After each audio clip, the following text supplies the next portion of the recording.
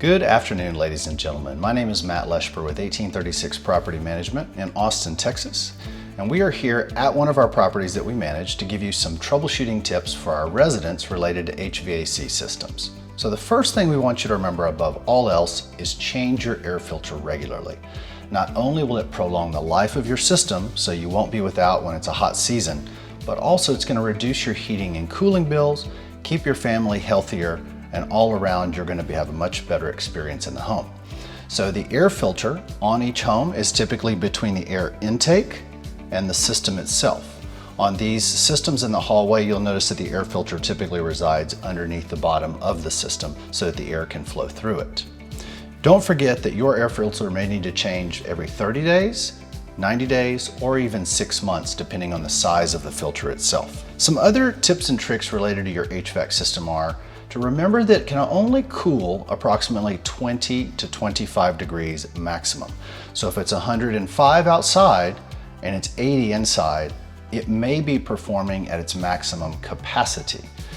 HVAC systems in Texas and the homes and the insulation within those homes is not designed to have a 30 to 40 degree differential like you might find in a desert climate. About a 20 to 25 degree differential is the maximum that most of these HVAC systems can produce. So if you run into some other trouble, I'm going to give you a couple other tips and tricks to remember. If you have failed to change your air filter, it's very possible that the system has run and frozen up. If you see ice or anything of that nature on the outside unit, you're going to want to turn the system off for a few hours, let it defrost, and then try it again. If you try to turn your system on and you have no power to the system, more than likely it's one of two culprits. We do have these things called safe T switches on each system. These are basic water float switches. When water flows out the condensation line, if that condensation line gets clogged, the water will back up into the system or your home.